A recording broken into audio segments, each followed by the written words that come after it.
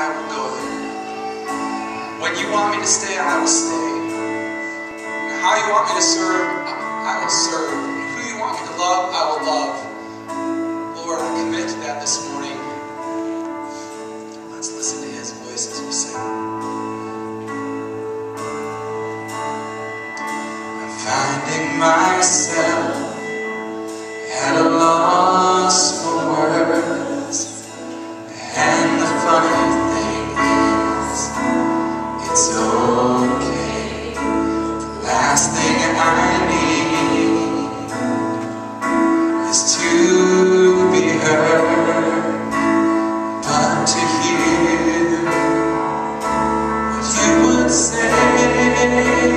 Word of God speak, but you pour down like rain, washing my eyes to see your majesty, to be still and know that you're in this place. Please let me stay and rest in your holiness. Word of God speak.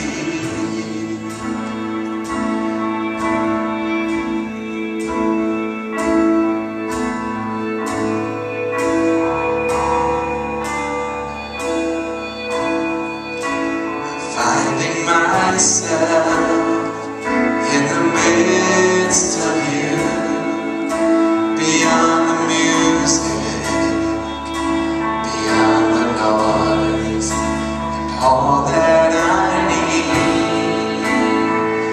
is to be with you, and in the quiet, to hear your voice. Word of God speak, and you pour down like rain, washing my eyes to see your majesty, to be still and know that you're in this place.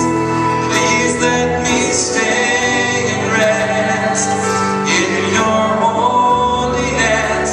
Word of God speak, would you pour down like rain, washing my eyes to see your majesty, to be still and know that you're in this place.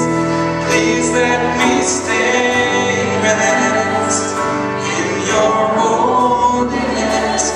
Word of God speak.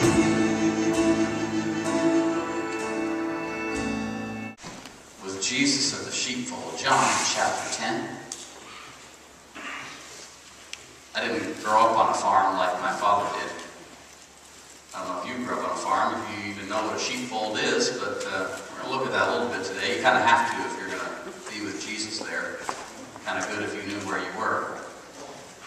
John chapter 10. I tell you the truth, the man who does not enter the sheep pen by the gate, but climbs in by some other way, is a thief and a robber. The man who enters by the gate is the shepherd of his sheep. The watchman opens the gate for him, and the sheep listen to his voice. He calls his own sheep by name and leads them out.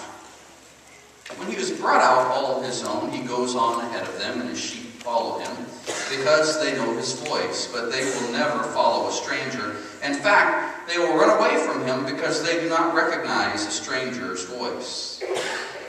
Jesus used this figure of speech, but they did not understand what he was telling them. Therefore Jesus said again, I tell you the truth, I am the gate for the sheep. All who ever came before me were thieves and robbers, but the sheep did not listen to them. I am the gate. Whoever enters through me will be saved. He will come in and go out and find pasture. The thief only comes to steal and kill and destroy. I have come that they may have life and have it to the full. This has been an interesting week for me. Unfortunately, it's been one of the most interesting weeks of my life to date. excited about last Sunday. The Lord's presence was here powerfully, and I was on cloud 9, and God was doing so many cool things, and I was looking forward to seeing the message again on YouTube after it was over. I had been scheduled for an MRI at 7 a.m. in Tri-Point, so I went in there and got that done. Such a beautiful day. It was time to prepare for this Sunday. So I took one of my blue chairs that was in my office and snuck out this back door here and grabbed a cup of coffee, my Bible, some paper, and a commentary, some research stuff, and began working my way through the text. It was time for me to leave, and I had done all this research, and to be quite honest with you, I was struggling.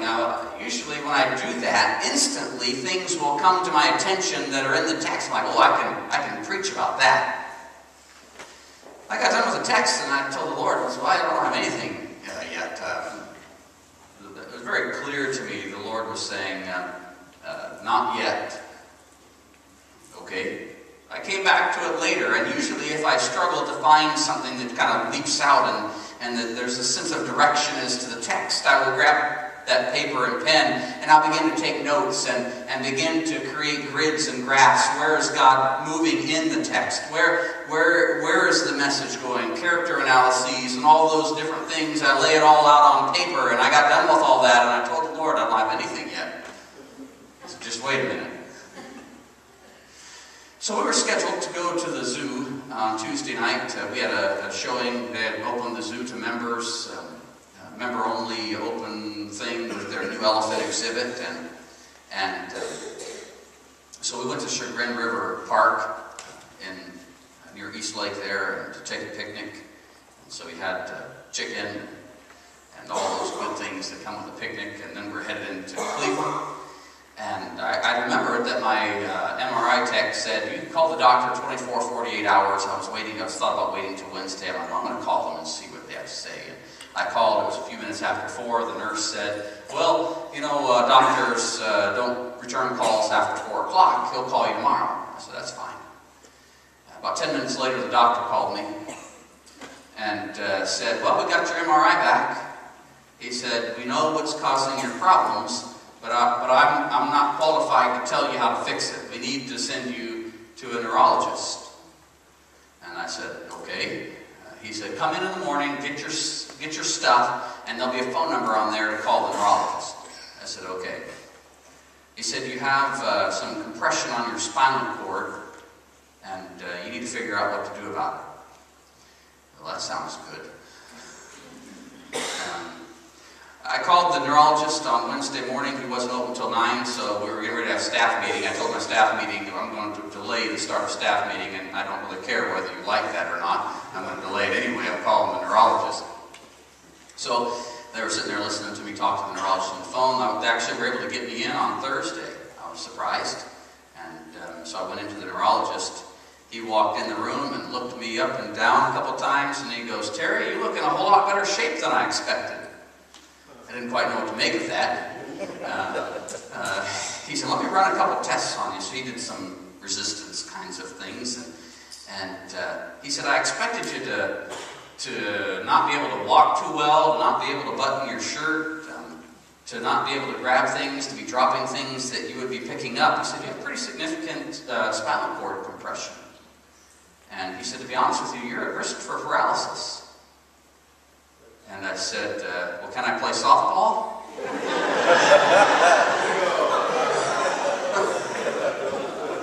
He said, no. I said, what about golf? He said, no. He goes, you don't lift anything. I said, what, can I mow my yard? He said, no, you can't mow your yard.